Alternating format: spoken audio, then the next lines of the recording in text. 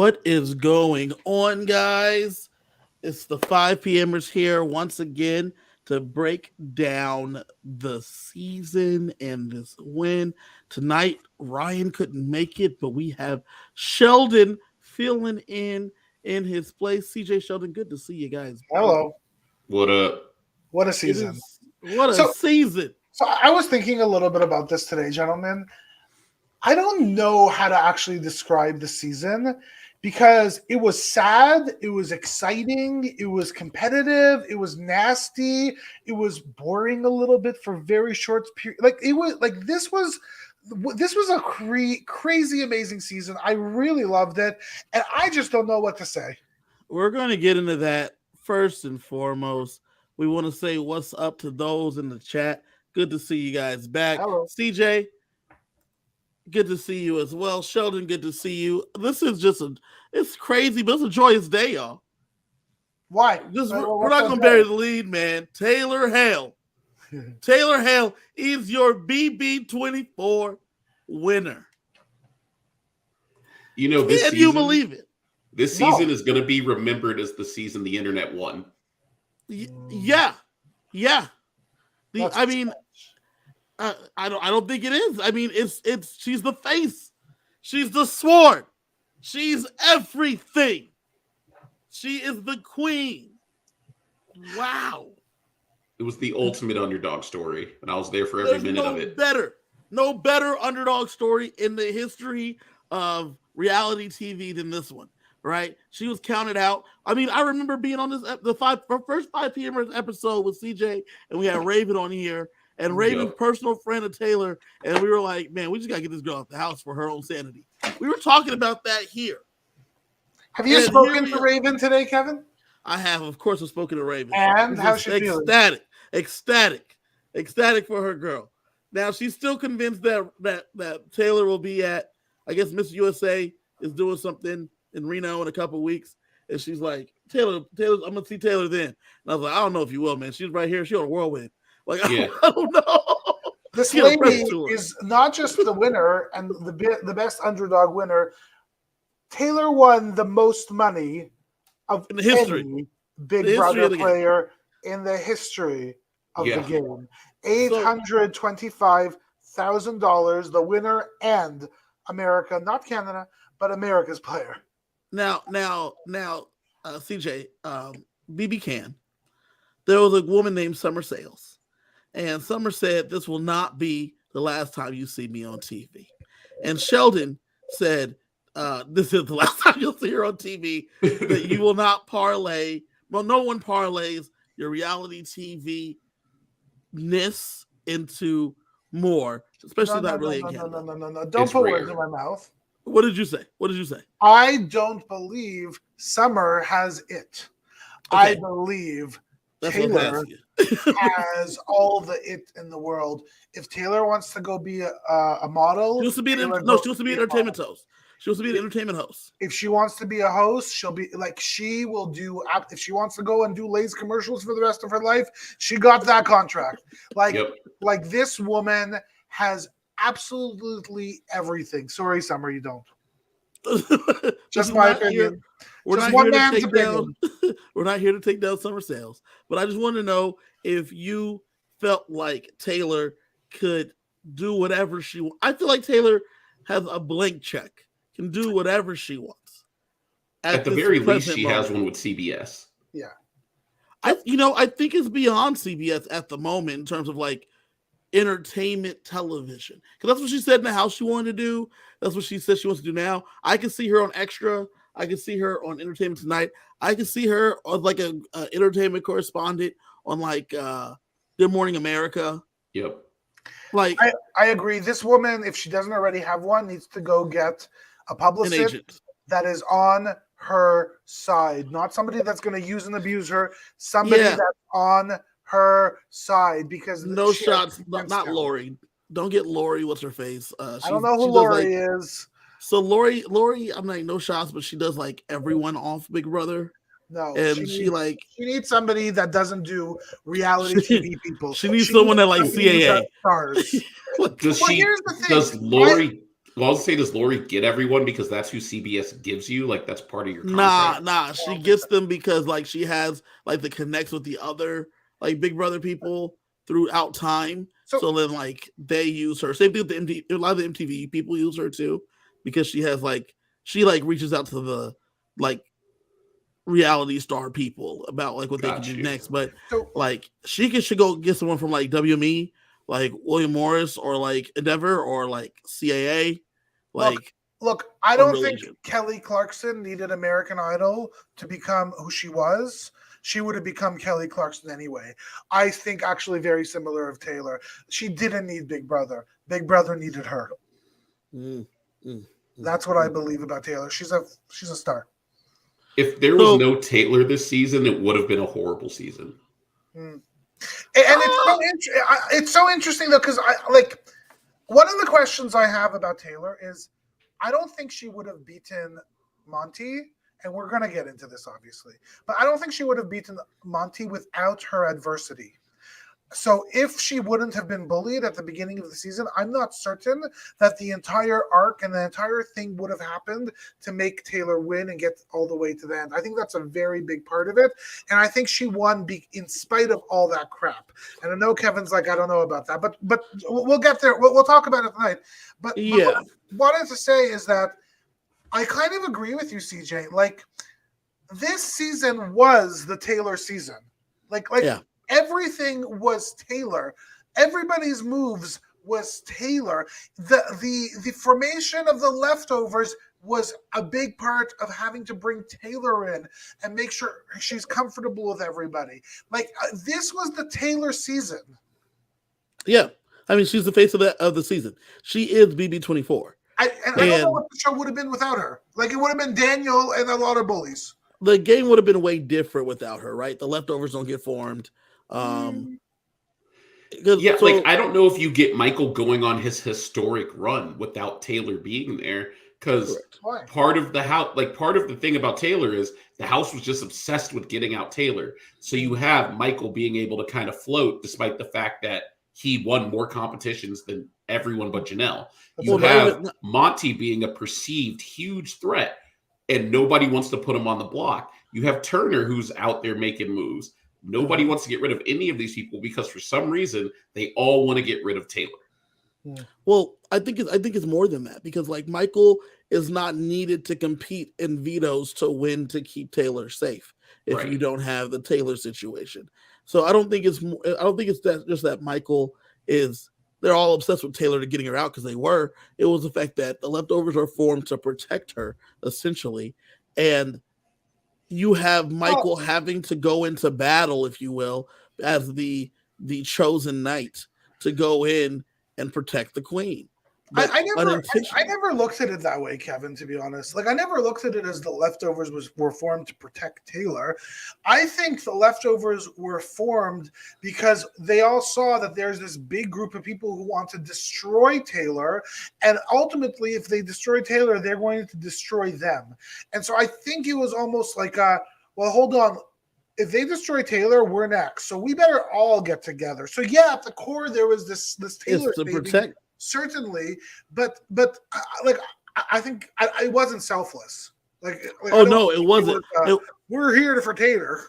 Oh, not at all. Not at all. But keeping Taylor safe then allowed all of them to be safe because if Taylor's still in the game and they're still focused on Taylor, then we can make all the moves around them. Therefore, we all are trying to position ourselves to keep Taylor safe, which all it does is put us all in a better position. It helps everyone. The tide rises all ships, you know what I'm saying? And it's funny because these dudes keep talking about, like, I want to keep this guy here because he's a big competitor and he's a shield. And I want to keep this guy here because he's a big competitor and he's a shield. Taylor was their shield the whole time. Oh, but she wasn't, CJ. She was the sword. And let's get into it because last night was an historic win for Taylor Hale. She ends up winning the game. And it wins America's favorite player. But the craziest thing is that she doesn't get there on her own. She doesn't take herself there. Someone else has to win to do it. So let's get into the episode a little bit. We're going to walk through it real fast. we get the first HOH competition. So my biggest problem with the final three always has been the competitions are all physical, and then there's one like mental one. That's the third one. Yep. But if you don't one of the physical ones, you don't have a chance. I think about BB9 when that older lady, I forgot her name was, but she was competing against Big Baller and the other guy Matt, and there was no way she was going to win it. Right? Nah. She got smoked, and it's always the same, right? There's two very physical competitions and then one that's not physical, but you have to win the first two to like get there. So then when you think about like BB10 and Dan and Memphis bring Jerry to the final three. Jerry's like 70 years old at that time. Jerry's not going to win either of these physical competitions, which allows Dan and Memphis assuredly to sit next to each other. They got to change this up. They do, because like it goes back to when you're at 4 and Monty's talking about it's best for his game to take out Brittany. And to a degree, I agree with him because Brittany was never going to take him to final 2. But he always knew he was going to beat her in a physical comp. So in that regard, you're giving yourself 2 chances to beat her to be in the third part of the HOH competition versus you keep Turner. Yeah, he's going to take you to the end, but I don't know if you can beat him. Right. Yeah, I don't know. Like I kind of see what you're saying about that, Kevin, but I don't think that was a factor this season. Like, all 3 of them could have like Taylor could have won one of those physical competitions. They are. So Taylor is at a marked disadvantage in part 1 and part 2, especially part 2, and we're going to get into that in a minute. I don't think I don't know. Like I'm not certain about that, honestly. Like I think she could have beaten Turner. Like it's not like Turner is this big like buff. Like I think Monty should have been the clear winner for those 2 anyways, and he didn't. Not for one. The way that your body has, like, especially when they turned it around, they locked him in, and they were like leaning. So then doesn't that mean that Taylor had as much of a chance as Turner? Turner's smaller than she is, and possibly stronger, but. Maybe. I don't know. I don't actually think I assume she spends more time in the gym than he does. But it's a different kind of strength because, like, with Taylor, she's focusing on a lot of cardio. She's not lifting. She's not doing it. Versus it's like I don't know. How do you know what Taylor does? It's body control strength. How do you know she doesn't do lifting? You're not wrong. You're not wrong. You wouldn't know about that. No, I don't watch everything. I'm just here for my good luck. You're not wrong. Taylor does make it a little different. Like, if Brittany's in this competition, Brittany is at a marked disadvantage. Yeah. Right. And so they still got to change up these competitions to make them a little varied. Yeah. So that way you have a little bit more variance. So like, what are you suggesting? Like a physical, a bit of like a mental memory, and then a puzzle of some type? That'd be great. Like something like that, because like you can make an argument that there are a lot of really strong dudes or gals that wouldn't be fair for them either. Like, so there's no fairness in Big Brother, folks. Well, then give me something varied, right? So give me something physical, like you said. Then give me a puzzle. Give me a giant puzzle, not one where I have to run around and grab a bunch of pieces. Have the pieces all there, because the running around part is the physical component that makes this difficult. But make something part 2 be all mental. Make it all mental. And then part 3, you have like the challenge, the trivia type deal. You know what I'm saying? Because part 2, like, in this case, it was essentially a redo of BB Comics. And BB Comics is incredibly physical. Like, is it a little bit of a puzzle? Yeah.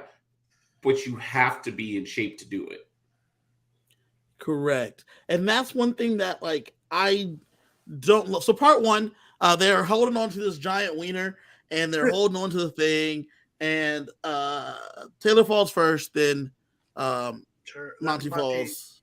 And then Turner wins part 1. So Turner is chilling. All he has to do is get ready for part 3. Yep. Part 2, there's this like hang glide thing, and they have to go back and forth.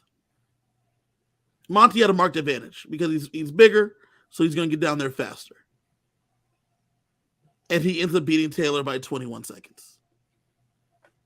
Which is really like to my point, that's really close.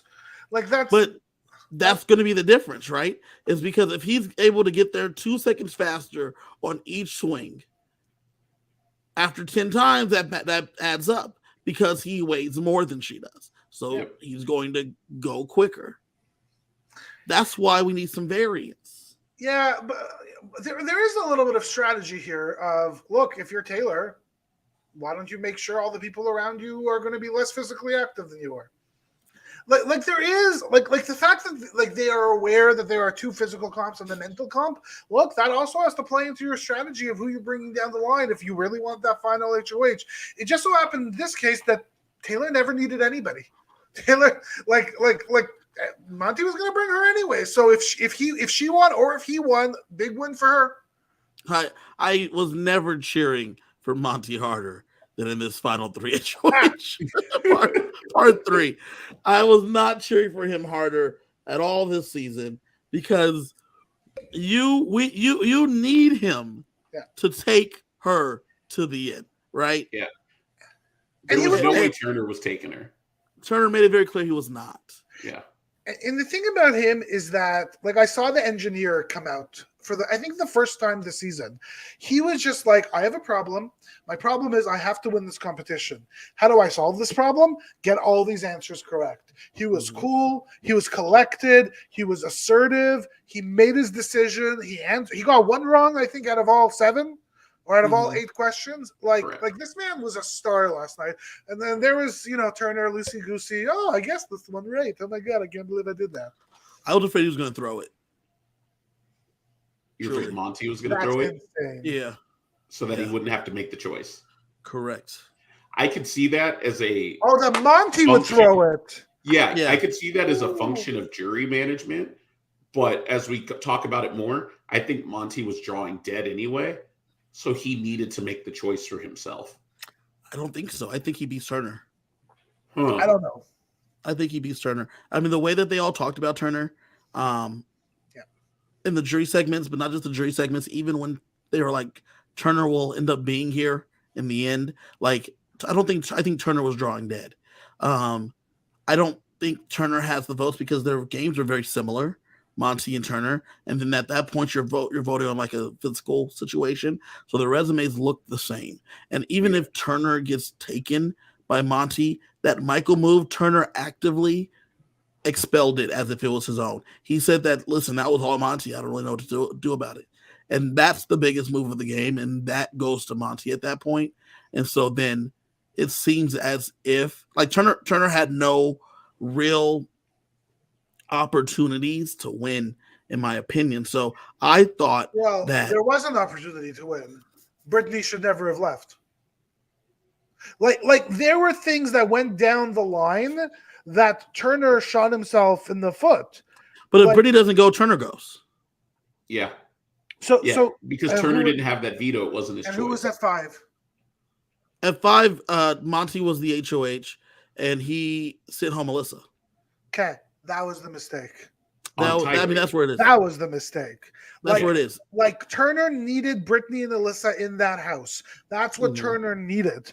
Okay. The thing is, I actually think that the perception that Turner had was that he could beat both Monty and he could beat Taylor. You know what's crazy is that perception was done a lot by Brittany trying to convince Monty to keep her at 4, telling her that you can't beat Turner. You guys saw the feeds. My feeling from last night, Monty thought he beat Taylor. Like I think Monty truly thought he was the winner. So it was Inception. Brittany constantly telling Monty, you can't beat Turner. Told him in his brain, it got in there and burrowed deep and was like, psychotherapist can't beat Turner, but I could definitely beat psychic therapist. I could definitely beat Taylor. So I'm going to go in there and do this. I'm definitely taking Taylor. He's telling Taylor all weekend, hey, I'm taking you. I'm taking Taylor. I'm taking you, Taylor. It's not a problem. And Turner's all the time, final two, baby. Like, no matter what happens, we're going to take each other. And Monty's like, yeah, man. Yeah. And again, we saw a classic Monty of completely showing his cards, because you saw that Turner telling him, yeah, we're final two, we're doing. He's like, yeah, yeah. Like complete tells. And I don't understand, like, but at that point, I guess, like, what's Turner going to do? Like, nobody's going to take him, so he has no choice but to win. There's no other move. There's no play anymore for anybody once you're final three. The play was at 5. Mm-hmm. Yeah. Mm-hmm. 6. The play was at 5 or 6. You know what I'm saying? Like, well, 5, I guess, because Michael goes at 6. So that's what's interesting, because once he got down with Brittany that being there, he can't play for HOH after the double, right? Correct. So since he can't play for HOH, he has to win at 4. Like, he has to win, and he doesn't. Yeah, Taylor goes in there. He has 2 chances to win. He just had to win one of them. Correct. And he does now, mind you. I wonder. Well, I guess he takes Monty, and I guess we have the same situation, actually, right? If he wins at 4, Taylor's still HOH. Turner takes himself off the block and sends Brittany home. Yeah. We're in the same spot. Yeah, but we don't know what Brittany would have done. Like I don't know. No, Brittany. He still sends Brittany home because he's not sending Monty home, right? Yeah. He's still not sending Monty home at that point. Yeah, so Taylor's still HOH. Brittany's, no matter what Brittany says, just like in this situation, she still goes, and so we still have the 3 of them competing. So the move was at 5. His only move was at 5, and he should have voted Taylor out there, but he made a deal with Monty. Yeah. Look, like I have to say something about Turner. Like, somehow he was kind of loyal, right?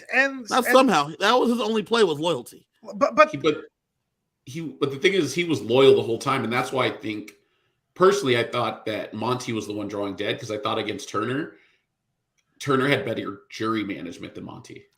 But after hearing them talk about it, Turner had terrible jury management. But that's the thing. After hearing them talk about it, obviously that wasn't the case. Yeah. How do you manage a jury? I've never been good at this when I play. How do you manage a jury? So in this situation, one of the ways to manage the jury, Taylor did it great. Indy's wearing Taylor's dress. Yep. Jasmine is wearing out her pantsuit that Taylor told her she should wear at the finale. Yep. She had genuine conversations and connected with people as she tried to rebuild her brand the whole way through. Right? She had genuine connections to Michael and Brittany. Kyle's a racist, so whatever. You go to Joseph, her genuine connection to Joseph. Voted for her. Well, he had 2 choices, one black person or another one. You go to Joseph. Kyle's a lot of things, but he's not sexist.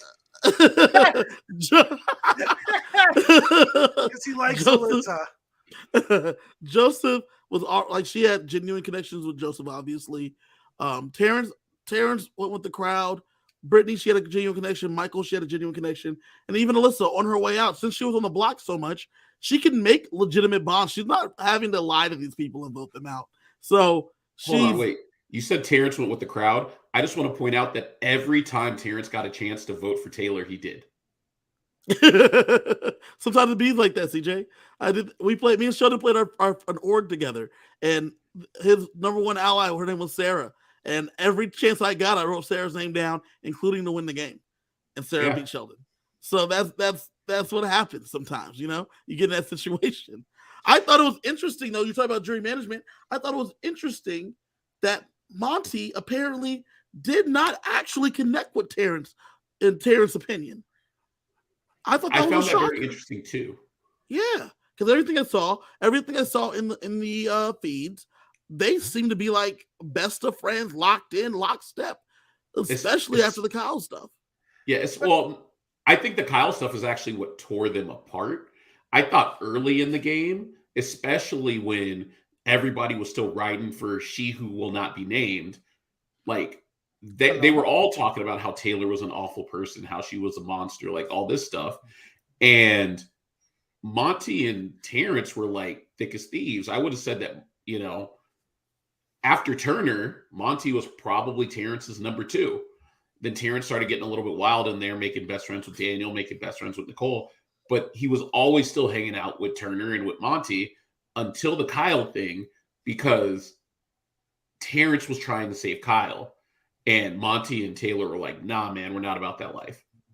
But they were still able to bond over the fact that they were mad at Michael and Brittany for bringing it up when they did. My sense of that relationship was that was probably the only time in the game that they had any real closeness. And I think the reason for that is that the truth is, just as I said before, when Monty's not on your side, he kind of gives you like this kind of like blank stare, this I'm not going to give you my full heart when I talk to you. And my assumption is that's kind of what he was giving Terrence this entire game, because they were never on the same side. They were never working together. They were never voting together. And that's kind of what Terrence said of like, I don't feel like I ever got to know him. That's sort of what I felt. Right. And that kind of makes sense. Like maybe he never actually opened up because they were never actually playing together. Yeah, that's a good point. I mean, especially with him being in the leftovers, yeah, it never got there. And so that's when you get back to jury management. Taylor, that's how you manage the jury, though. I think it's not like a lot of people think it's about telling them the truth. I think it's trying to like connect genuinely, and then everyone realizes we're playing a game. Won. Kevin, then I should have won. So when we played our game, Sheldon, Sheldon knows how. I don't want to go through this again. But real fast, CJ, we played our game. The real problem was that Sheldon did connect with everyone genuinely. And then he came in there, and his beginning of his speech was about how he duped everybody, which made everyone question their genuine connections to Sheldon. So, yeah. And that was where the problem was, because his jury management was fantastic. People, like, I was stumping for Sarah because I thought she was a good game player, but he connected with the people, so the people wanted to vote for him, and that's how you manage a jury. You connect with them genuinely, and I didn't learn from what Taylor did last night. That's what can we let's take a step back at something that I just don't fundamentally understand. There's Julie Chen with Amundes. She is on the normal stage. There's an audience there. However, all of the house guests are in the backyard by themselves. The returning house guests are in the backyard by themselves. She's not in the backyard. What is this? I preferred this. But okay, I preferred this. I like the set in the back. It looks pretty. I like it. But why is Julie Chen not in the back with them? Because she's got to be on the stage she's the host with the audience. The reason I preferred this is because of this reason. The stage gets so cluttered with the people all trying to stand there, and they got the chairs there, and they got the pre-jurors usually to the left, and then we got the jury to the right. And Julie feels to me every season that Julie feels crowded. She feels as if there's too many people around her. By putting them in the backyard, so sorry for her. By putting them in the backyard, though, that's so much more space. Now, I don't disagree that Julie should have went back there, at least for the vote reveal. At least for the vote reveal, I don't disagree with you on that. And the person comes out, but them being in the backyard, it gave them more space to mingle and sit and be able to space out. Why not put the audience in the backyard and put Julie in the backyard and actually just move everything to the backyard? You can't fit the crowd in the backyard, but realistically, I think it takes away one of the best parts at the end of every season, which is the crowd reaction to the person. Yes, exactly. Yes. There's magic there of the person comes out, the confetti goes, you hear the crowd actually seeing the look on their faces, you see their families getting so excited from the audience and then running on stage because they can't bear sitting there anymore and not hugging their child. Like you lose that amazingness. But I think you got a better moment because Taylor's out there, everything happens, and then her grandma and her mom walk back there, and you get to see her hug them and see them on the reveal for the very first time. She didn't know that her grandma was there, and she gives them a hug, and she hasn't seen them. I thought that was beautiful. Before we get into that, though, Jackie here makes a very good point. She actually thinks that they might have had them in the backyard because they were afraid of what the crowd might do if Taylor doesn't win. Now, they had stormed the stage, Sheldon. Misogyny. Not storm the stage. Misogyny. They're not storming the stage, but based off of some of the more recent lukewarm winners, to put it nicely, that we've had, you do want to kind of protect from that, because if the crowd's not there, you could pump in sound. Yeah, you get booed if Monty wins. I have zero need for the crowd. That's the honest to goodness truth. There's no need in the show for an audience. You've been a part of the crowd. I don't care. I don't think there's a benefit for a crowd to be there. I think from a production sense, it just complicates things, especially if you're not bringing the people out on stage. Like, what the heck do you need a crowd for? Put in some sound, some clapping, and call it a day. So, BB Can, you went and saw BB Can live. Correct, and I'll go again. And you'll go again. They don't need you there. They don't need me, but I'm gonna be there. So while you were there, did they tell you can't boo? What would you have done? What would happen if you had booed? What would happen if you couldn't storm? You wouldn't storm. So they never said that because I went for the season premiere, so there was nobody to boo yet. Okay. But it was a cool experience. It was fun. It was more fun to see Arissa and see. I like seeing what happens when the cameras are off. That's always, and whether it's production and how they're running around and organizing things and moving people around. That's just because I like the behind the scenes of stuff, of theater and all that and productions. But I don't see actually that much value in bringing a crowd in for the show anymore. Do you remember on the first season of Big Brother, they sort of had. When the house guests would leave, it was almost like they were in this big garage, and the whole crowd would like that added to the story. You just have an audience and a stage, like it doesn't add anything. Well, I think you would have added last night because Taylor comes out there and the confetti goes boom, and then everyone is cheering. People are crying. Yeah. Jesus was there. He was happy. She was happy. Whatever Jesus was there. It was a moment. And you're right. We don't get that moment, but I thought the moment that we got was fantastic. Before we get to that part, though, before we get really into that, Monty wins the final 3 HOH. We have Turner pretty learned. How would y'all think of those questions, though? One of the questions, it was like 2 of them are true, 1 of them's false in part 3 of the HOH competition. Which, to your point, that's another one that they do every time. So you know that's what's coming. But I wanted more. I liked the little bit of variance. When they said in Michael's one, was Michael's, I stood in the orange lane. I was like, bro, why would I remember that? Like, because you're playing Big Brother and you better remember it. I don't know that I would remember if he was in the orange lane. Well, then you would have won that, and you hope Monty would be taking you, so you beat him. Well, I want more questions like that. I want more, not like what placement you came in. Like, where were you standing? How many steps did it take? Like, you know what I'm saying? Like, things that are more that you cannot study. The how many steps is like random. Like, you could visually see that he was an orange. Yeah. I want stuff though like that, right? Yeah. I want stuff that are a little bit more intricate that you're not going to have remembered. How badly would Michael have killed all of these competitions? He would have only killed 2 of them because he would have won one and not played in the other. He would have won part 1 and then he would have won part 3. That is it. So let me ask a question. I know I'm completely going out of order. I'm just really interested.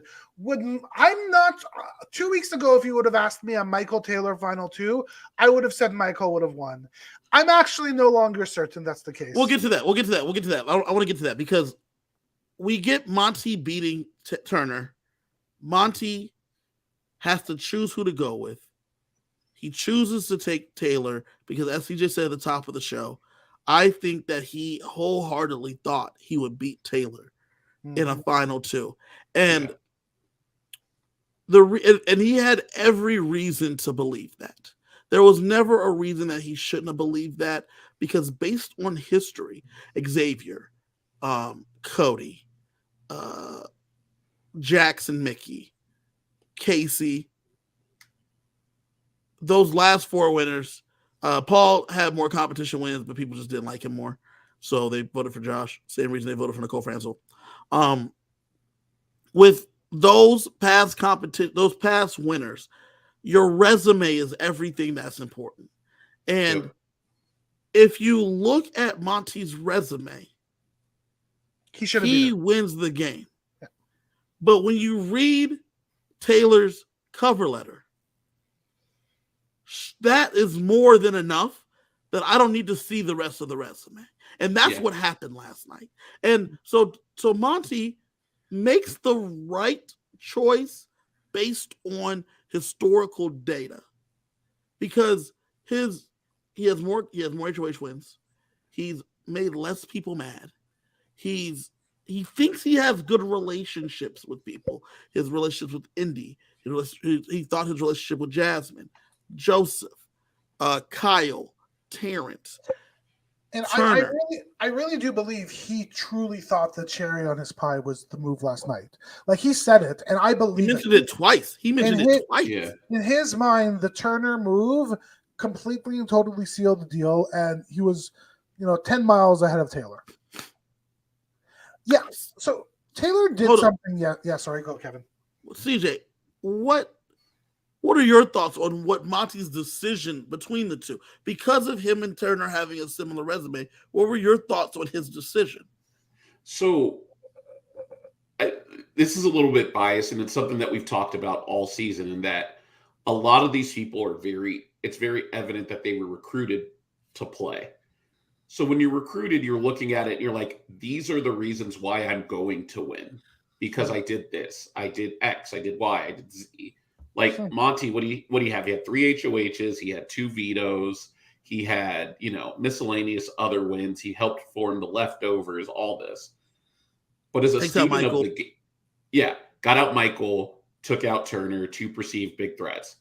But as a student of the game, you know that what Taylor is doing is unprecedented. How did she sit on the block on 6 different eviction nights and not go home? There's something there to that. The fact that she was continually someone's target and never went home, there's something there to that. And then you add into the fact that you're sitting in this house and you're watching her prep speeches for signature moments. Like, she also gave a few signature speeches on eviction night. Yeah. I don't want her talking to the jury. There's no way you can take her. God, no. She did save the best for last.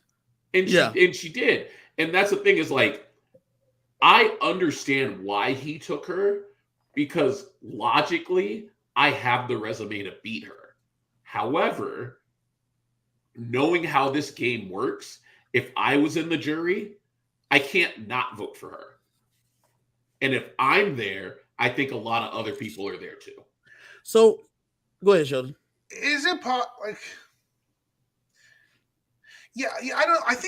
don't know if Taylor is just a complete oddity in this game, and that if it was anybody else, Monty would have just, and any other season, Taylor basically, what she did was, her pitch was simple. In the past, in this game, the person with the resume should win. Monty is the person with the resume. She didn't say that exactly, but that's kind of what she was saying. Right. But here's the thing. Let's make this season, let's come together and make this not about just the resume. Let's make this about perseverance. Let's make this about female power. Let's make this about getting over all odds. Make this about all of these good things. And she basically changed, in my opinion, what a jury or a fan might think of as being a good winner. And to me, honest to goodness, when I was watching their speeches, I was actually pretty surprised by Monty's speech, because after his speech, in my head, I was like, oh my God, maybe she won't win. And then she spoke and she took it above the game. It became this sort of almost religious moment of, if you vote for Taylor, it becomes more and more and more than just voting for somebody that has good resume boost. And CJ, you called this a month and a half ago, 2 months ago, at the beginning of the season. You said they better not let miscongeniality get to the end, because they train people to connect with people in speeches emotionally. You said something like that. And you are so right, because I actually think she had some great speeches before, but she was holding back. I don't think she showed people until last night exactly the ability to connect with people on an emotional basis. I'll now stop talking. Here's another thing, though, because when I say Taylor writes amazing speeches, I also don't think Monty had a good speech. I think Monty was just very matter of fact about, this is what I did. You all know what I did. I expect you to do the right thing. I think Monty fumbled the bag in both the speech and the jury questions. Yeah, so remember, I forget her last name, but Amanda in Survivor China? Yeah, Kimmel. Which she should have won. And she fumbled the bag. That was the feeling I got from Monty. She fumbled the bag both in China and Micronesia. She in both of them. So I agree with the jury questions. I actually love the speech because to me, as somebody who's a little bit of a game butt and loves moves and likes seeing plays, and like, to me, he said it was like a lawyer just breaking up his case. The difference was he forgot to become emotional. He forgot that the people in the jury are humans. He forgot that the people in the jury you have to have relationships with, and you want to inspire them, and you want to make them feel good about voting for you. And that's what Taylor did. She basically made it okay and happy for everybody. Heck, Indy voted for her. Well, here's the real question. CJ, did Taylor add the 3-point line? Did she take the game and completely change it? Because this game used to be about resume, but is this game now more well-rounded? A tweet that was done yesterday by Big Brother Canada 10 winner Kevin Jacobs. He tweeted after Taylor won, "Now tell me how this game is not a social game." Because Kevin Jacobs wins BB Can 10 just this past March, April, May sometime, and he didn't have I don't think he won a he won I think he won one challenge, one POV. He was never HOH. The guy he sat next to, Josh, had a bunch of wins and came in second and had all these great wins, but Kevin he bodied the game because it was a social game. He had these connections with people. Sheldon remembers while he's sitting up there giving his speech in his 25 seconds that they gave him, he's pointing to people. People are happy to see Kevin go off in his speech as he talks about his connections and how he duped Josh into bringing him here. There is a little bit of a similarity in those two, not just in the social game, but in the perception of what they were at the beginning of the game to compare to what they were. Correct. In Kevin's game, he created a perception that he's a socially awkward, weird, not super bright, like just this thing that nobody really wants to be friends with. And then he grew. Whereas Taylor didn't actually do that. Taylor was brought down because of some evil folks. And she grew. And so CJ, BB Canton, he grew, he came in awkward and socially unaware. And I use air quotes because Kevin Jacobs is a genius. Yes. And he pretended to be he's a diehard super fan. And he pretended to be this guy. And then he grew as a person as the season went on into his fully formed self. And there was no actual growth narrative, but he created one over the weeks for himself. You know what I'm saying? And Taylor had a similar arc. Sheldon's right. She grew in their eyes as a person, even getting to the point where Monty's like, maybe they were right about you. F Monty. But she grew as a person. Oh, that I was so hot at that. It was ridiculous. Can you just believe that? He said maybe Danielle, Paloma, and Nicole had a point. Get out of here, Monty. Anyway, she grew as a person. And is this game back to being a social game? And I say back because Dr. Will famously wins nothing. And almost wins the game twice. Definitely wins the game once, right? He famously doesn't win competitions. Dan used a social strategy. Derek's resume wasn't fantastic, but it was fine. Has this game moved back away from the physical competitors and back to the social players? I think that one of the things about this season was Michael was so dominant that it kind of rendered resumes moot because he had so many more wins than everybody else. So when you have so many more wins than everyone else and you're not sitting there at the end, it kind of opens it up in the sense that okay, so they had 3 or 4 wins. This person had 3 or 4 wins. This person, like, you have to start looking for other reasons why someone got to that point versus like you look at when there's really strong pairs that are sitting there and one person obviously did a lot more heavy lifting in the competitions. There's your resume. Your resume was more than just your competitions this season because there weren't a lot of competition wins to go around because Michael was that good. I don't like. I'm a little bit unsure if the game has completely changed, Kevin. Like, we've only really seen one season of it like this. Last season was about resume as well, but probably more importantly, last season was about strategy, social strategy, like game strategy, and to be honest with you, like, I can't sit here and say that Taylor was some crazy strategist. In fact, I would probably say quite the opposite. She wasn't. What she was really good at was creating strong relationships when strong relationships didn't exist.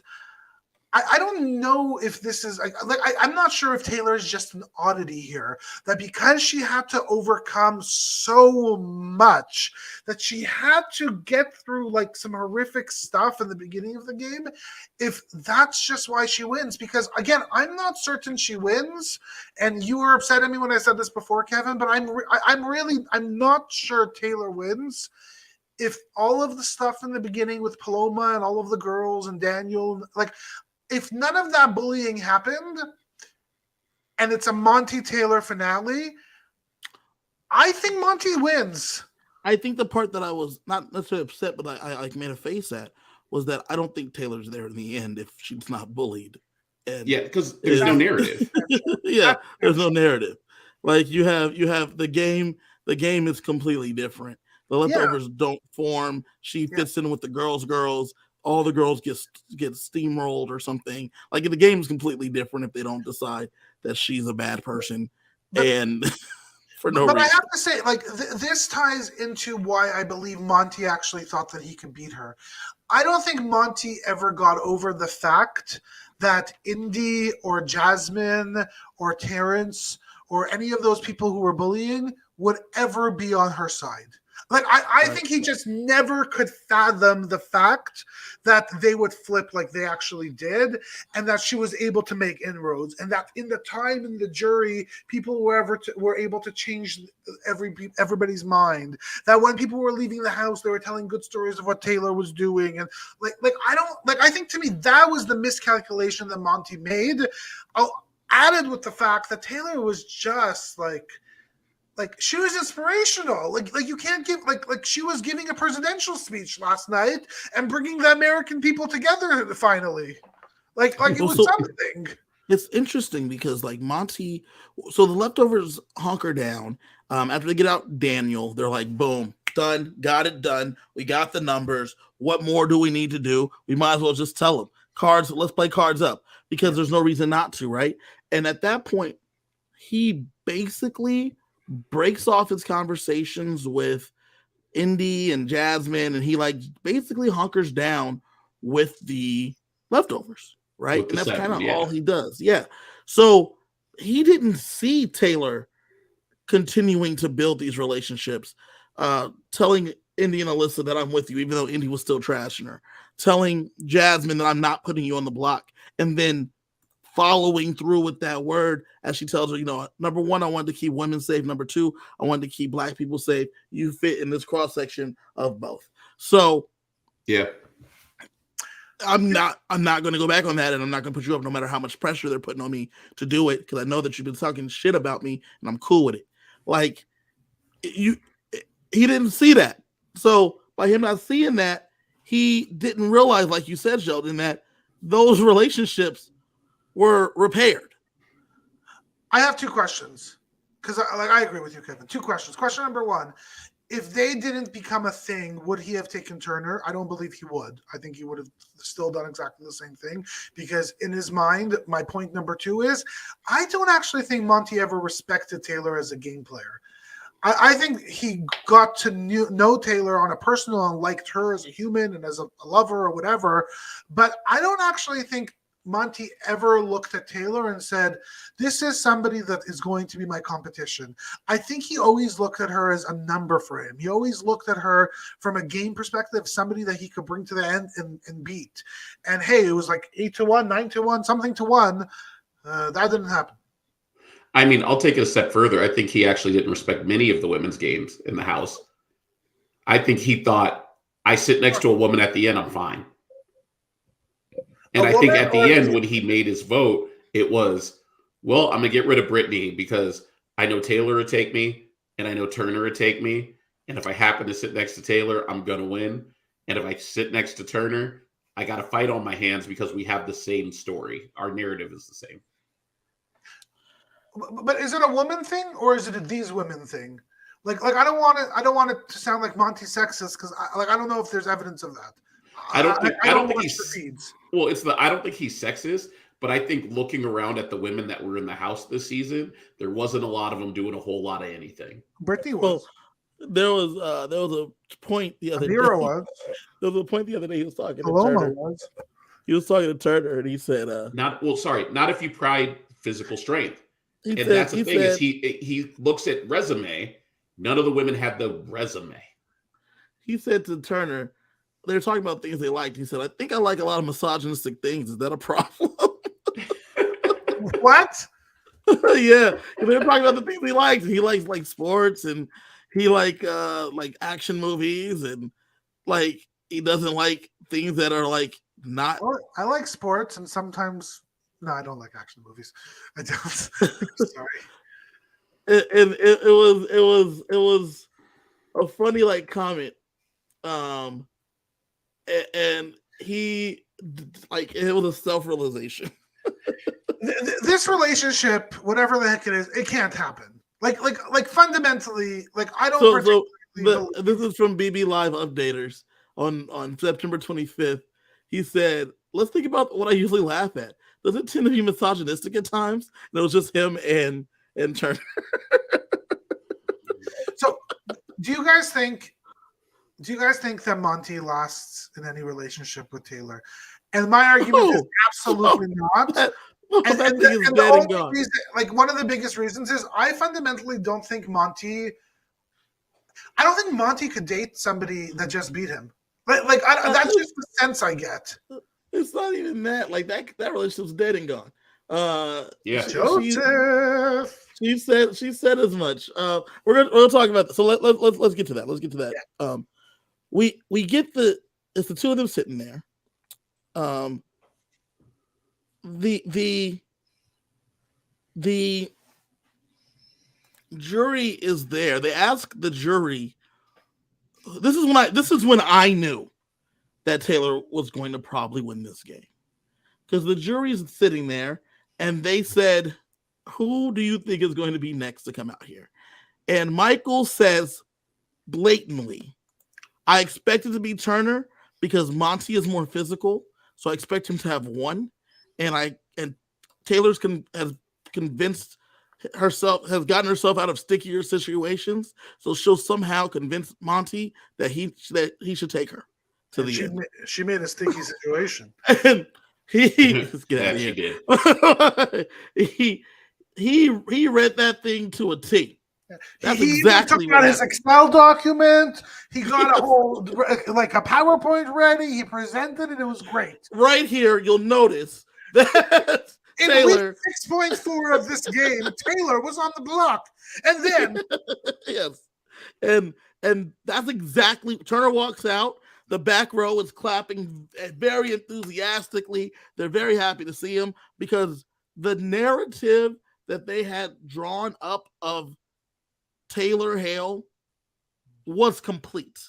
Yeah. It was exactly what they figured what would happen. And then especially when Julie says, Monty did in fact win the HOH and he brought out and he took Taylor. When that happened, it was like exactly how it was written up. Taylor convinced another person to take her. She sat on the block 6 times as of tonight. And she has convinced someone else to get her here. It completed the narrative that was already thought of and considered by them. So Taylor goes out there, then they ask the jury questions that, first and foremost, this is really dumb that we get this and there's an hour left in the show and they say we have time for 3 questions each. That's so stupid. Very dumb. Very dumb. Like, I don't know what more. Why do they bring the pre-jury? Nobody needs them. No one needs to talk to them. Yeah, they all get to ask one question anyway. They didn't even ask them all one question. They didn't ask Nicole anything. Nicole didn't get a question. She flew in from wherever the heck she's from, didn't even get a question. So the wife asked last night, do you think Nicole didn't get to ask a question because it was, if you can't say anything nice, don't say anything at all? No. I think it was Amira's been saying on the internet that she was told by the producers to ask the question she asked. Don't know if that's true or not, but I think that Julie could have asked Nicole a question. It wouldn't have been rude. If anyone say if they can't say something nice, don't say nothing at all. That's a Daniel. Well, I definitely think the producers told Amira to ask that question because they had that camera sitting on Joseph's face when she asked. I don't understand why Julie didn't actually go at them a little bit. Like if you're going to spend time with the pre-jury, I'm sorry. A big reason why Taylor's there at the end, her story is the motherfuckers, excuse my French, it's their fault. They are responsible for it. So, why didn't she actually ask them a real question? Why did she give them softballs? Sheldon, I'll tell you why. Because it was Julie Chen Moonves. And Julie Chen would have done it. Julie Chen Moonves. 100%. I don't get, it's just a waste of time. Sorry, I'm going to say one more thing. They have not innovated the finale in seasons. It is the same segments. The exact give me something new. What the heck is this? Wake up, big brother. We don't want the same shit every time. You know what? I don't love every twist that Survivor does. In fact, I hate most of them. But at least they're willing to try and screw up. These mothers, they're not doing anything. It's the same finale from 10 years ago. Yeah, I get it. I'm with you. I agree. And that's why it's ridiculous because we don't need that jury. We don't need that segment. No. Give me more jury questions. Let them dig deep in their game. And even though, as Natalia says right here, from what we understand, and we'll talk about this in a little bit, they were going to vote for Taylor all along. That's what I heard as well from the winner circle. Before we even get into that, if you give me more questions, it allows them to really dig deep.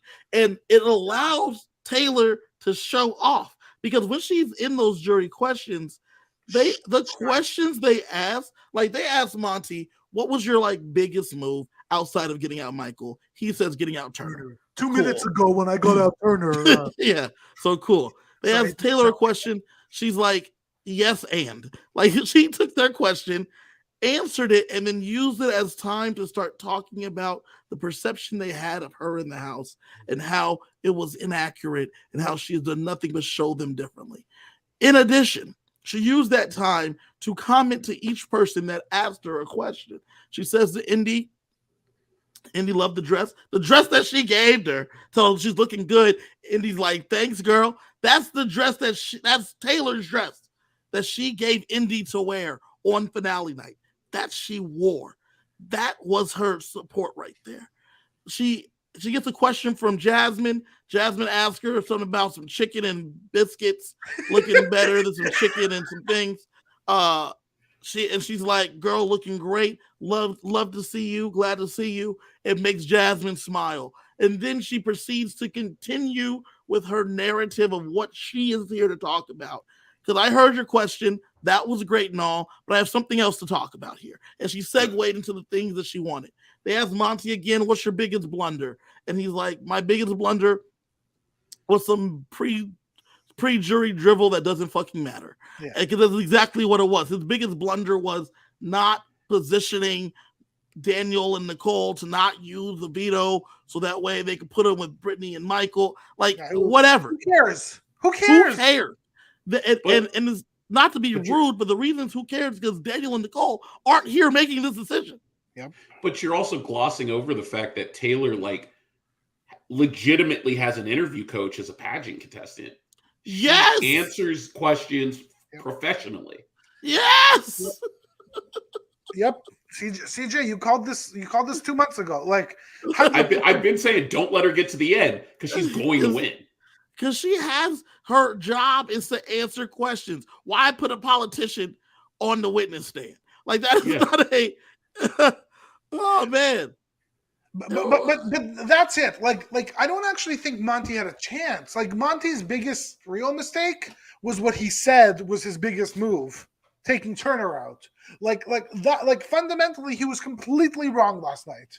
Well, and then on his third question, his answer was again about taking Turner out. You had one move. I also like I don't get that as a move when the move that is your biggest move was the move that just happened. Like, what did you do the last 2 months? Like, this was the one move? Well, that's it. Come on. The worst part is Taylor didn't even need her legal team, Joseph and Michael, like, setting her up in the jury house. I think that's wrong. I think her legal team put together the case, and they put her on the stand. That was literally it. That literally what happened. They put her, the legal team took care of business ahead of time. And something that I thought was extremely interesting is I was listening to rap, and I was listening to Taryn Armstrong from Rob Had the Podcast. And he said something that I thought was extremely interesting. He said that by having them in the jury, Entertainment Weekly or Entertainment Tonight, one of them, asked the jury, had a segment, asked the jury, who do you think should have won? Everyone said Michael, except for Michael, and he said Joseph. Of who in the jury do you think should win? That, what Taryn said, and I agree with this wholeheartedly, that made them all feel like Michael has the best read on this game. Yeah. So if you have the defense team of Taylor Hale in the jury stumping for her with the two people you thought should have won the game, Michael, and then Michael thinking Joseph, they're going to be able to sway hearts and minds way early. And we saw it in the very first jury segment when Jasmine and Indy are rooting for Taylor when Kyle gets there. Because Joseph had already gotten to work. Joseph, 25, attorney at law, had already gotten to work doing what he needed to do. I was surprised that Joseph wasn't upset that somebody who he seemed to have feelings for started hooking up with his other friend, and like that would have been hard. And like, it just says like what good of a dude he is. Like, he's We're like, I want to get to that in a minute. Because that was a whole mess. that was a whole ass mess. Yeah. But that aside, to your point, Kevin, Joseph, lawyer, professional arguer. Michael, lawyer, professional arguer. Taylor, in the finale, professional interviewer. Brittany, hypnotist. I hope she didn't hypnotize them all in the house. You will vote for Taylor.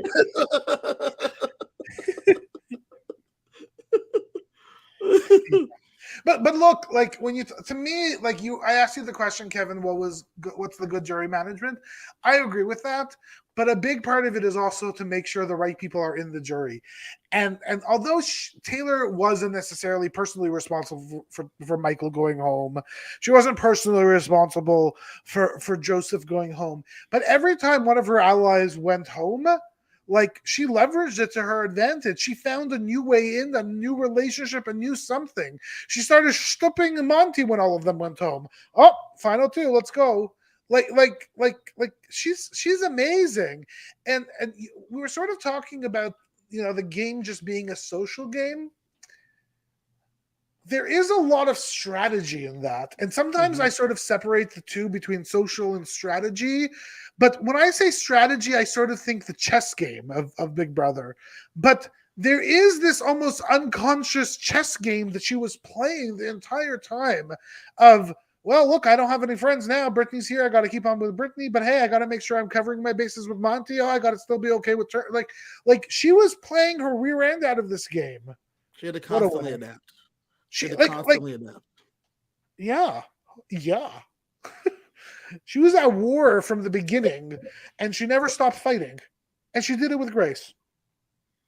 It was fantastic, and then we get to the jury speech, man. We get to the speech itself, and part of the speech right here is she said, Monty goes first. He says some dribble about he runs down his numbers. I mean, that's great. He runs down the numbers. He says, I had 17 points, 3 rebounds, 6 assists. I had a double in 3 games. Double. That's you order that at Tim Hortons here. He says, you know what I'm saying? He like runs. That's basically what he does. Like he just told you what the box score said. Yeah.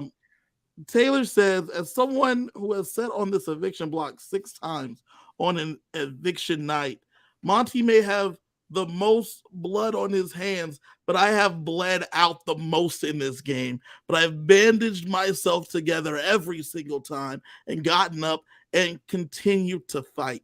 Because like so many other women in the world, that is what we have to do to get to the end.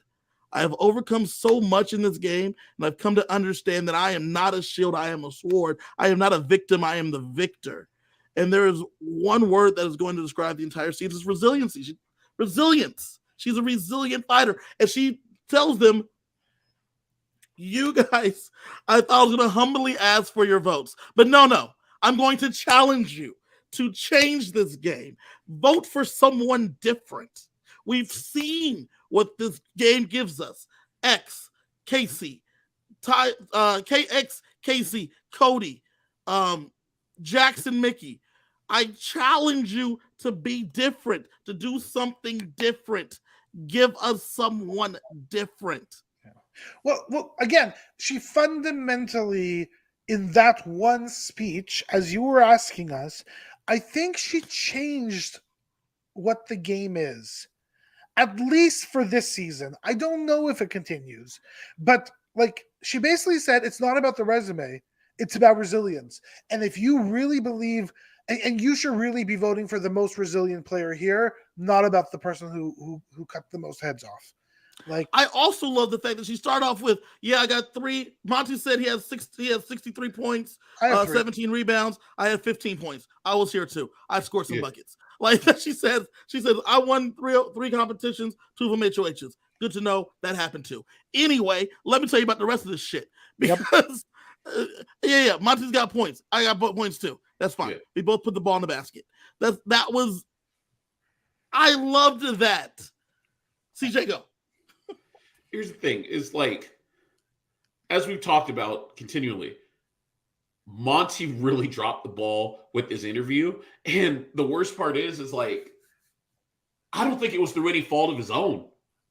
I think he named historical precedent. As in, this always got the win before, it's going to get the win again, because that's just the way it's always been done.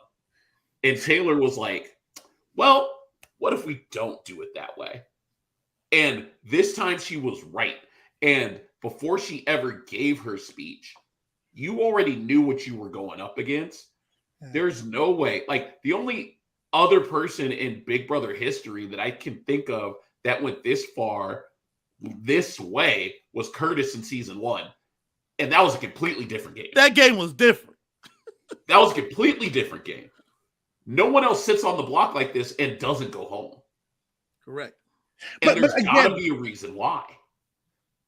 But again, I still really believe Taylor is a bit of an oddity here, because there has never been somebody who could speak and create a story as well as she has in this game ever, right? And to Monty's defense, like, he's an engineer. He showed us the specs of whatever machine he built. That's literally what he did. Like, it was so true to Monty. I don't know if Monty could do this. That's a good point. He showed you the specs, and then Taylor said, let me sell this machine real fast. Actually, he showed you the specs, and then Zingbot came off the side and said, boring. Basically, yeah. Yeah. And like we were talking, Kevin, you're asking about the fairness of the competition. And look, the truth is Big Brother is not fair. When you go up against somebody that could do what she did, that could create a story like that could convey it, that can connect emotionally, that's not fair. Not all of us are created equally. Not everybody has that power. Taylor did. She took advantage of what she's really good at, and that's how she won. And the truth is, if there was somebody else there, Monty would have won just by giving his specs. Well, that's the thing. So like we get the numbers. The numbers bear out. It's 8-1. Even Turner voted. Even Terrence voted for Taylor to win. And one thing that was very interesting, and we're getting a lot in the chat, and it's the truth. So I was watching the winner circles last night, and in the winner circle, Turner said that they had already decided that that Taylor would win. That Taylor would win if she got there, she would be the winner. And Joyce Luna says here, Taylor won before Turner even joined the jury. The win wasn't about their speeches this time, like y'all said. Her legal team made sure of it. They took care of business well in advance. According to Turner, at the jury roundtable is where they decided that if she was there, she would win. And it's important to say that because by them deciding then, when Michael telegraphed how Taylor would get there, as great as the speeches were, they didn't matter because she had been speaking the whole time to get to this point. Yeah, at that point, it was proof of concept. Yes. And that was phenomenal when you look at it because she had done everything necessary to get here. So that way her legal team put it into work so that way they could present all the evidence and that way she could win the case before even showing up to the courtroom. And all she had to do that day is come into that courtroom, get on the stand, and tell them exactly and confirm exactly what they already thought and the evidence that was given to them. That's all she needed to do. And not only did she do that, she did that with a lot of power. She did that extremely convincingly. Like, she will go down as one of the most interesting players to ever play Big Brother. Like, I don't think we have a story like this. Like, Taylor literally could have, in her speech, told every single person to kiss her ass, and she still might have won. I don't think she's Donald Trump that could shoot somebody in the streets of New York and still win the election. I don't know about that. But what I was a little bit confused about is why Indy voted for Taylor after when she was putting the key in, she said something like, "I'm gonna vote for my favorite player." But she said something like the player that I got to know them. Like, you no. She said, she said, "I'm going to vote for my favorite player," and that her favorite player happened to be the one whose dress she was wearing. You know what I'm saying? There was one thing though I do want to mention about the speech is that she mentions that she is not the shield, she's the sword. That was a line directly said by Joseph to her. He said, when they form the leftovers, we don't want to use you as a shield. We want to use you as a sword. So her getting that comment week 5 and filing it away, holding it back. Listen, she's an expert communicator. And to me, going back to our Summer Taylor conversation, like that's not Summer, my friend. Like, this is the person that can host a TV show. She'll be the next host of Jeopardy. Watch. There's like 17 of them already. That's true. It was so crazy that she pulled that back, and then her saying, "I'm not the victim, I'm the victor." These comments, these things, these words, they spoke to me. But can I say one? Like, I actually, so in the moment, I really liked the sword and that stuff thing. But truth be told, like, she was never a sword. She didn't need a sword. Like, she won the game by being a good fucking human. Like, she didn't need to do any of that swording. You don't always need a sword. You don't need to always kill your enemy. Sometimes you just gotta hug them. Like, that's what she did. But it took a long time for them to figure out she was a good person to begin with, because by being reserved, they took that to say, oh, she was standoffish and she's mean and she's hurting people. Yeah. Yeah, but again, that is her resilience. That is her perseverance. That like exactly what B Bean just said in the chat. Like Taylor's kindness, if sword means that she got to win the game and prove that she's worthy and worthwhile and the best thing, hell's yeah. But all she had to do was be herself. Like, that's all Taylor did. Once they let her be herself, she won. But they were already counting her out. And the fact that they were trying to use her as protection for them, the fact that that's what they originally wanted her for, it's just phenomenal that Joseph was like, hey, we're going to use you to cut these people up. We're not going to use you just to hide behind. And that was what she was able to really do. Now, it was a phenomenal win. So, and sorry, just Kevin, that's a testament to the fact that the truth is, there was a really nice amount of people, too many of people, who were not the best people we've ever seen on Big Brother. No, not at all. But there are also a handful of people, maybe 2 or 3, Taylor, Joseph, that are stellar humans. Like, we got to see a few really amazing people. Taylor and Joseph are like, life. Let's go. We're going to talk about Taylor and Joseph right now. Hold on. Before we do, one thing Natalia said here in the chat, Michael questioned to Taylor, told the story about their votes. I love the fact that Michael said, let me tee this up for you real fast, so that way you can go ahead and prove the case that we've been presenting. So that is let's tee this up for you, so that way you can take it home. Joseph and Michael convinced the jury that this is what they needed to do. That was phenomenal. And the biggest folly in this whole thing was, as Hermdog says, it was Monty's ego. Monty's ego is what got him in this situation. Absolutely. Him thinking he could beat Taylor handily was the problem that he had here. Now, if he took himself a second and thought of what CJ's been saying for months, that this woman has been prepared to do this, he would have said, you know what, Turner been chilling. Everything's cool. I'm sure it would be real buzzing for us to take him to the end and have him sit there to talk about how I puppeted his game. If he had thought about that, then that was the right move to win $750,000. Can I try to give some love, a little bit of love to Monty just for a second? Because we always know I pick the evil one and I try to support them a little bit. Yeah, is it possible that his choice was, Taylor's been through a lot, fine, I don't win, at least she wins. Fine, I win. At least she gets second place.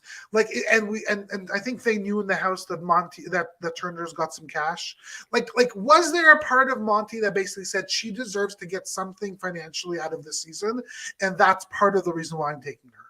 No, nothing. No, I thought he always thought he was going to beat her. Wow, 100%. Because there was no love. Well, this marriage is very over. Well, thinking of the marriage being over. Speaking of the marriage being over, we get everyone's votes go in. We get some great comments. We get Joseph saying that I am voting for the face and the sword of the season. We get Michael with the SpongeBob reference about, at the end we're going to figure out they were always number one. I don't know what that is, but I liked it for some reason. We get that message right there. I actually laughed at Terrence saying, well, Monty, looks like I finally got you on the block. Like, that was pretty funny. Terrence is funny. I laughed at that. And then we get Alyssa basically shouting out women, girl power. And then we get Turner saying, I literally made up my decision right this moment. He put his thing in there. That was kind of it. So he didn't put his thing in anywhere else this summer. Which he shouldn't. Megan Belmonte is his wife, and he loves her so much. Anyway, as we then get to the next part, we see them asking them questions. We bring out the pre-jurors, whatever. We find out that they're lawyers. Whoop, whoop. Legal team got to work. Yep. They should open a firm together. Taylor Hale's attorneys. to open a firm together. Incorporated, LLP, Yeah. LL Cool J, all of the LLs. Mm-hmm. We get the only question that really matters. Amira brings up the showmance between Monty and Taylor. Taylor basically friend zones him right then and there. Yeah. Here's the She's thing. like, Here's the thing. The internet said that, oh, she friend zoned him, like whatever. Pretty sure he dumped her. He did dump her, but then he said he's pleading the fifth. But even when he dumped her on last Sunday or whatever, she said, I was kind of thinking this should be over anyway. Yeah. I want to say they were 30 minutes away from finishing their season. It's nobody's business. It doesn't matter. Shut your Sheldon. mouth. Like, it's nobody's business. Get out of here. It's everyone's business. It's not my Get business. out of here. I love a little love, but it's not my business who she ends up with. She won't end up with either of the two of them. She's going to find a beautiful, sexy man somewhere and make a bazillion dollars. Listen. No. Sheldon, I got to know. I have to know the things. Yes. And I mean, she even said in the house, and I love this comment. She said this over the weekend. She said, I mean, he's still hot or whatever, but he's just not what I'm interested in. She said that over the weekend, and I was like, the jailers, they're back on. Those jailer fans. We're going to see what happens with them. We cut to Joseph a couple times, and he's beaming whenever something good happens. He's upset about all of the Monty stuff. That's supposed to be his boy. Me and Kylie talked about it extensively with I believe with Ryan. We talked about it extensively. I think Joseph was madder at Monty than he was Taylor, especially when Joseph had to defend himself. He had to defend himself about the things he said, and she said, we'll have a stiff drink and a conversation a little bit later. She was not sure what was going on. And after that situation with her basically letting it be known, hey man, Monty, whatever happened in the house stayed in the house. That is what allowed Joseph to open his arms and his heart back up. The jailers are happy. The Montes, they're done. They lost. It's the jailers, baby. Who cares? You know what, Sheldon? I want to hear from CJ right now. Okay. CJ, what do you think of the jailers and the Montes? It was the showmance everybody needed. Yes. It was the jailers. And Monte happened, but it will be the jailers running the next Amazing Race together. Yes. Jailers will run the Amazing Race for sure. I'm just looking for a U.S. Weeklies. Sharon Tharp will be putting a spread out in 2 months. It's going to be Joseph and Taylor. I thought Nicole and Amira were running the Amazing Race. What are you talking about? I'm confused. Maybe if you're in charge of casting. Hey, I'm okay at casting some days.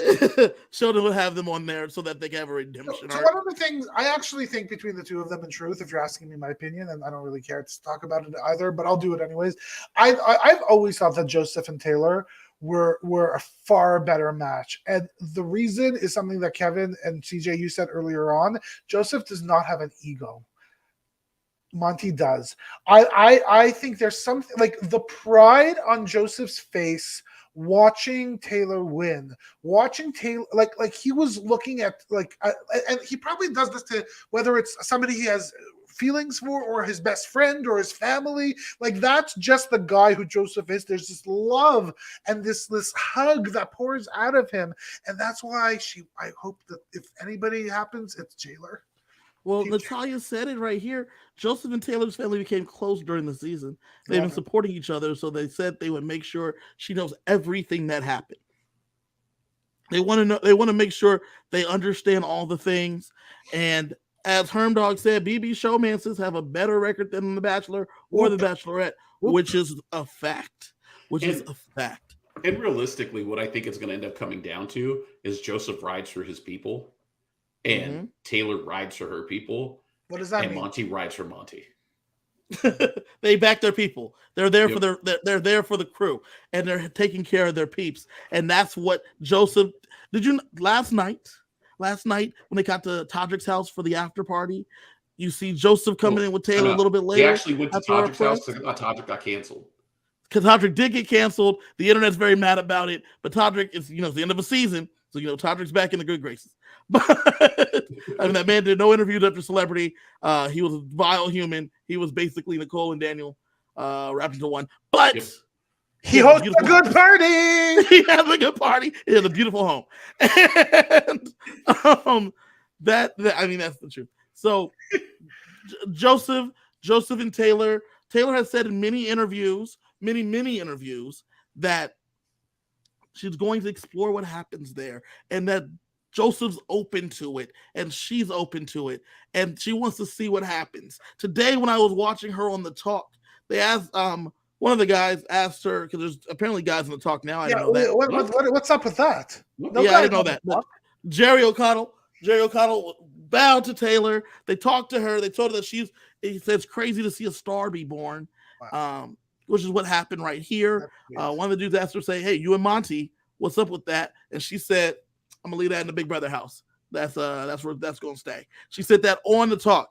Monty's over. Joseph is now. It is the jailers that win. Congrats to them. They've been rooting for it all along.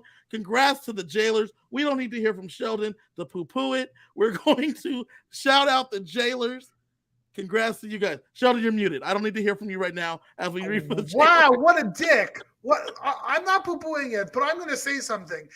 They were just in the house for 82 days. She just won $825,000. $800,000. It was not $825. $800. It was $750 plus America's Favorite Player. $50. It was $75. $50. It's $50. It was $50. Oh, okay. Whatever. And a cruise. And a cruise. It's $75 in Canadian money, though. Okay, that's fine. But my point is going to say these people were in the house for 82 days. Give them some time. Maybe she doesn't need love. Maybe she needs some Taylor time right now. And when it's time for love, she'll get the love. Let her enjoy her time. She said to, I believe, Derek and Cody that Joseph's a lover boy, and that's what she wants, and that's what she needs in her life. But you know what B-Bean said, Kevin, that was dirty. You're muting me. That's what B-Bean. So don't mess, because I got B-Bean on my side. That's the lover boy you need in your life. I don't know if B-Bean is a boy or a girl, but whatever it is, B-Bean, I love you. So with that being the case, Taylor makes history. First Black woman to ever win. 20 years to the day. She wins from when Danielle Reyes lost because they let them watch the show. And for the first time in forever, someone has won the game and won America's Favorite Player. Yep. Crazy that it took this long. Which shows how many problematic people somehow make it to the end. Taylor Hill's an anomaly. She's a super mega star. She is the person. She's the time. She is now. Well, it also kind of says, that America isn't in the house. And it also says that America doesn't get to vote. To me, that's okay. That's not a crazy thing that the person who wins America's Favorite Player is not always the winner. That's not the way this game works. The game is not a vote of America. The game is a vote of the jury. And I have no problem with it. The fact that it happens is really freaking cool. That's amazing. There's two things, though, that I want to talk about. As the show closed, we saw Taylor talk to Nicole. Nicole talked to her for a very long time in those closing moments. I think that Nicole was teeing, from according to Taylor, and this I believe that she was teeing up to say, hey, I want to talk to you later. And I respect the hell out of that. I think Nicole actually wanted to apologize to her. Correct. And that was the first time she said, I'm going to apologize in the first opportunity I get. And this is it. And I thought that was amazing. Yeah. I thought that was phenomenal. Taylor said on the winning, so yes, it is. Let me tell you why. Because Taylor said on the winning. I'm podcasting, and for some reason, all these people's lives are my business. No, let me tell you why. Because Taylor said on the winning circle, I'm going to talk to Nicole, and then Cody said, well, you need to talk to Nicole privately. And then she said, then Taylor asked, what about Daniel? What did he say? And Cody said, well, you guys need to have a private conversation. And Taylor said, no, if you decided to make those comments about me publicly, I need you to apologize to me publicly. Wow. And she's right. She's right. Wow. Well, what's more wow to me, that's interesting. What's more wow to me is that not every single one of them went up to Taylor and actually said something last night. Like the fact that Daniel did not go up to her and be a man, like be a mature adult. Like, come on. Daniel actually believes everything he said, though. That's why he's never going to back down. And he's continued to do it. As people were voting for Taylor for America's favorite player, he posted, this is my ballot, and made sure he left her off. This is the person that he is. In fact, he photoshopped Paloma in, who was not an option to vote for. He photoshopped Paloma in. The 5PMers will always hate Daniel Durston. Always. And I will never stop.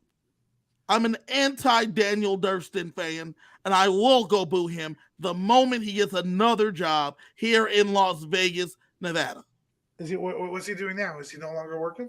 I don't know what he's doing right now. So but his contract pre him being voted out was supposed to resume in November. Well, so I know where I will be. I know where we will be in November. Yeah, it's amazing. Daniel is a pure clown.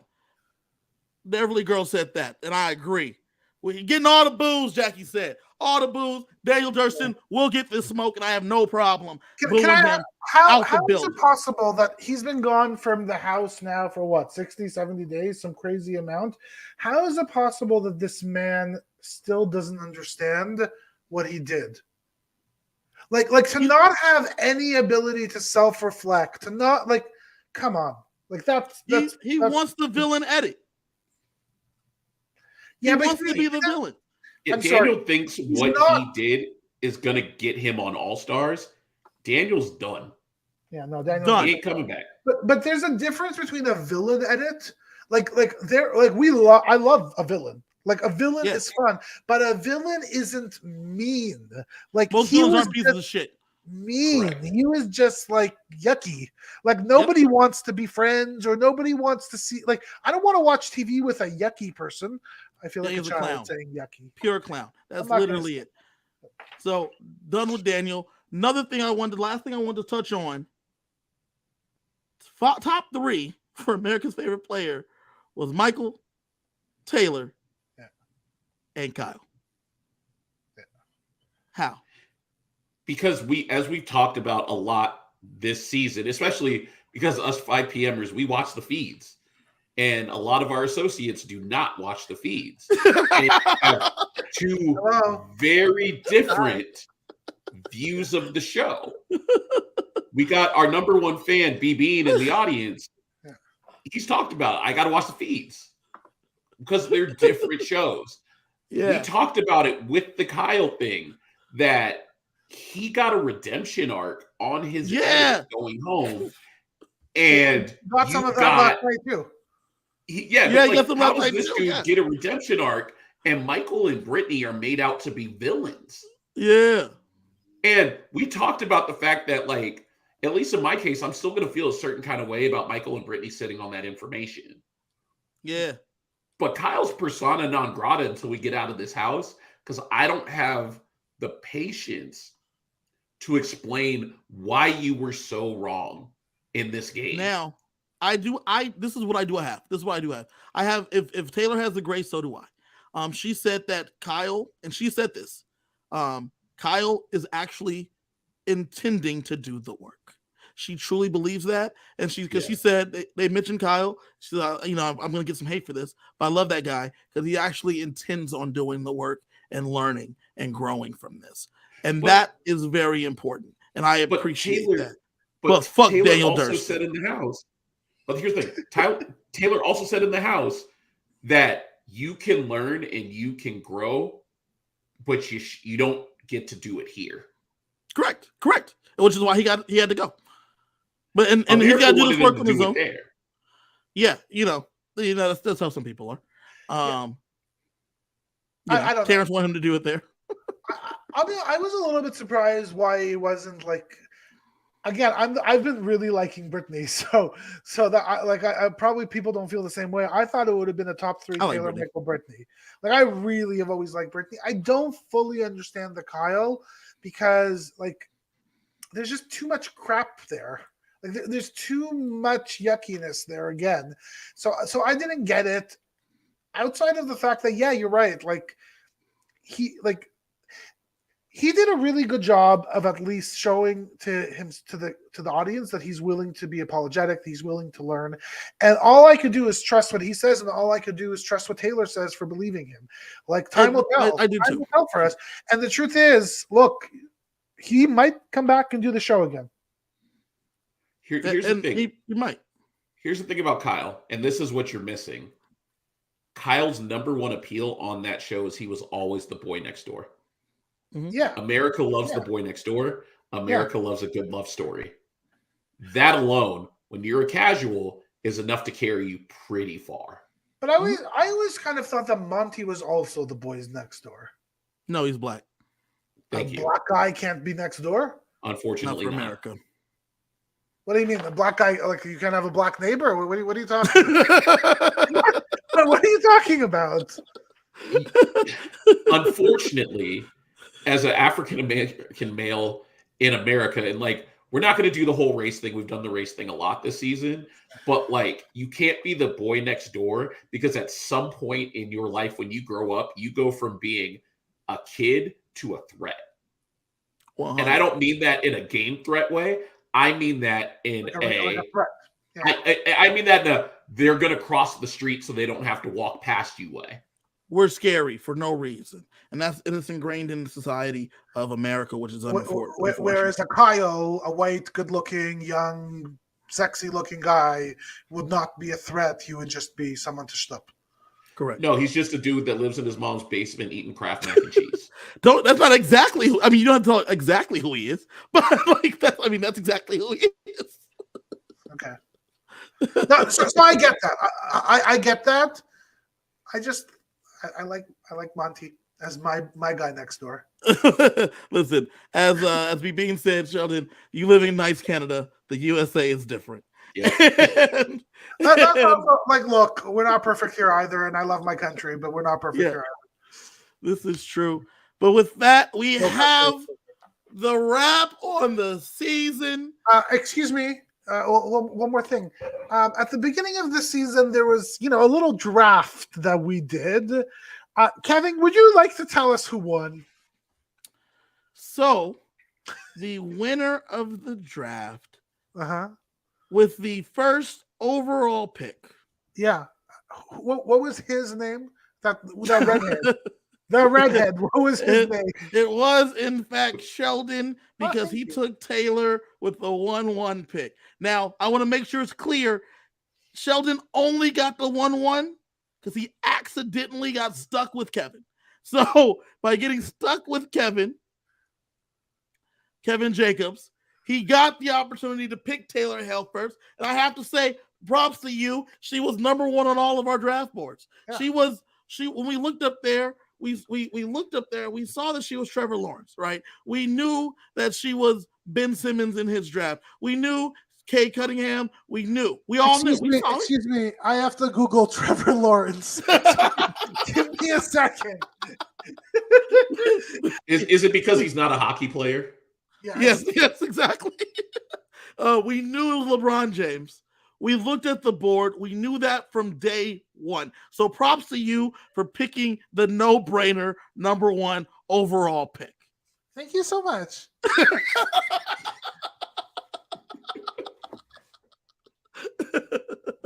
So props to Sheldon. He won the draft, I guess. I don't guess he did win. He won the draft. Is my debt now null and void, or do I? No, you still owe me 10 Canadian because it had nothing to do with the draft. But that's still intact. Can we wrap the season now? Let's wrap it. All right. Now I won. Let's wrap. So BB24 is in the books. Yes. TJ, on a scale of 1 to 10, where would you rate the season? honestly, I'm going to give it a 9. It wasn't a perfect 10, but the reason I'm going to give it a 9 is the internet actually won. Every time shit started going sideways this season and Twitter started getting in a huff, the producers actually, like, it happened in the house and the producers were forced to address it. And because production was forced to address a lot of the issues that were coming up that the hardcore fans were talking about, instead of fitting everything into their own neat little boxes for their narratives, it was a really strong season. The internet won. Sheldon, what did you rate from 1 to 10? I don't know why I'm doing this, but I'm going to give it a 10, which I very rarely give anybody a 10. And the reason is that these shows, they're all about stories. And there is no better story in Big Brother history than what happened to Taylor. It has never happened. I highly doubt it will. She might have broken the game. I don't think we'll ever have another season like this. Where she started to where she ended, huge. Great storytelling. Loved it. For me, I'm going to give it a 7. And the reason I'm giving it a 7 is because the strategy wasn't always there. The gameplay wasn't always there. True. For instance, Brittany wanting to send Alyssa home, wanting to keep Alyssa and send Taylor home, while great strategy, was not what she was thinking initially. It was because she was mad that Taylor wasn't spending enough time with her. Like, those the decisions like that, as the season went on, they were making good moves. The leftovers were formed, not because they were going to be able to dominate the competitions, but because they were not in the girls or post pack or in old school. Like, the decision making wasn't great, but we got where we needed to go. I would give the ending a 10 because the story ended, it bookended himself. Taylor's karma won out. She took out everyone with looping back to take out Monty at the end. Her comment to Monty says, "I'm the blockbuster. And if you sit next to me on the block, you go home. So good luck, Monty." Like, that was amazing. It's the best redemption arc ever, as B. Bean just said in the chat. It was the moves, it was the game. The ending was fantastic, but how we got there was super clunky. And so that's why I have to give it a 7. Well, now that I know I could categorize it in different things, but I'll still keep my 10 just for fun. Why not? So here's the thing. I got to say BB23 is the true 10 of this scale. And if BB23 with the gameplay of the cookout being the true 10, you can't get to 10 anywhere else. Yeah. The last season was 10, getting out Frenchie, getting out Brent, getting out Whitney, taking out all the people, Travis, getting out all the people that were not there for the strategy. They're all strategically taken out. That's the 10 for me. Yeah, but Derek F, very strategic. He was there. Hey, sleeping through the summer and getting the final 2 is a viable strategy. It worked for him. Yeah. Lastly, where would you guys rank Taylor as a winner? We don't need the actual number. There's 23 winners of the game. 23 winners of the game. 24, I guess, because the first thing don't count. But there's like 23 winners of this game. Top half, bottom half. I'm looking through all the winners right now. I think she's such an anomaly because, I would have said, okay, let's get her resume out, and then she would be in the bottom half. But that's not why she won. That's not why she deserves to win. So for me, I don't know how to rank her. Top half for sure. Maybe top third. I'd say top third. Top third works for me. She's top third, but then it's one of those things where it's like, I don't know how to grade her season unless I see her go in like an all-star season, because the thing is I want to see how other winners perceive her. Well, right now they perceive her as the best. I saw X cry when she won. No. Right? But I don't mean that in a how they personally perceive her. I want to know what they perceive her as a threat. A strategist, as a game player. Well, yes. I think they would perceive her as somebody that you stick around and become best friends with and cut at top 6. That's what I think, because again, they can't let her get to the end. It was very clear what happens when she's there at the end. I don't actually think she ever has a chance of winning this game. I'll also say I have zero I don't think she's ever playing the game again. I don't think she needs to play the game again. She doesn't I need don't think to. She's going to go do other things. We're never going to see Taylor again, folks. Congratulations. No, we'll see Taylor Hale again. You just won't see her playing Big Brother. Exactly. Honestly, the only thing I want to actually see her is replace Julie Chen. That's what I want. No. Yes, I don't want to see her replace Julie. I want Tiffany to replace Julie Chen. Ooh, I want Tiffany Mitchell to replace Julie Chen. Tiffany cares about this game. She's a matter-of-fact person, and she speaks so eloquently, and she knows what she's doing in this game. She cares about this game on the same way Arista Cox does. I want Tiffany Mitchell to be the new Julie Chen, 100%. You know, Sheldon, 100%. You keep talking about Taylor being like such an anomaly and about how this kind of changes the game. And like, I'm going to go with another Survivor comparison. And even though their game's not the same, kind of reminds me of Sandra Diaz-Twine with her first win. Being so social and kind of changing how you win that game. Yeah. I don't know. Like very different again. Like to me, then we talked about this, but like to me, the anomaly about Taylor is the arc. It's the story where she started. Like a big part of what happened to Taylor is actually not Taylor's fault, right? Yeah. It's the fact that these idiots treated her like shit.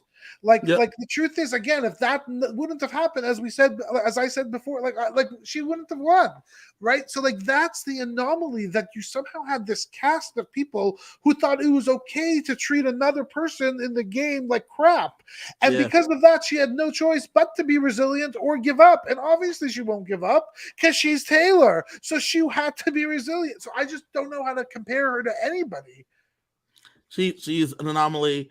I'm so happy that we have her. I do want to mention this. Natalia mentioned we didn't address Alyssa knowing about Kyle. The reason we didn't, because we don't talk about Alyssa. Just like on the show, she's irrelevant. So she's irrelevant here too. This woman wasn't wearing a dress. I saw all the way up to her wazoo. What was she wearing? Did somebody forget to stitch it? I didn't even notice because I didn't even see her. So I saw every part of her booty, and she was in a dress. I don't get it. Listen, it's fine. We're happy that you guys joined us. Yeah, thank you guys for joining us for the finale. We will be back. BB.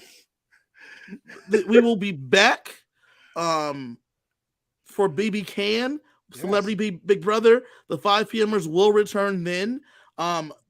Until then, if you want, we will be covering Survivor on the network. We have a Survivor podcast every Thursday, so join us for that as we break down the Survivor game. Please still subscribe. We still have a Golden Power veto that we're going to give out. Also, we're going to probably get some buffs. We're going to probably give those out too. So get subscribed. Thank you for joining us all season long and riding with us, especially as 5PMers and you West Coast Warriors. Thank you for your time. CJ, you got anything you want to plug, man? Hey, you can follow me on all socials at Keyboard Sarcasm. I know this is the end of our season. We'll be hopping on. We still got to give the people what they want. Yeah, man. Sheldon, you got anything for the people? Thank you for joining the 5PMers today, Sheldon. Oh, I love a good 5 p.m. time. Folks, if you want to follow me, just follow CJ and Kevin and then ask them where I am. Ask them where I am. We'll tell you. So you can find CJ at Keyboard Sarcasm. You can find me at KG Fury. I'm on Twitter. I'm on Instagram. Please follow me. I got all the information. I'll make sure you know when we have a new show. Thank you once again for joining us. And as Julie Chen says from outside the Big Brother house, Taylor Hale won the fucking game. Let's go. Good night. And treat each other very nicely.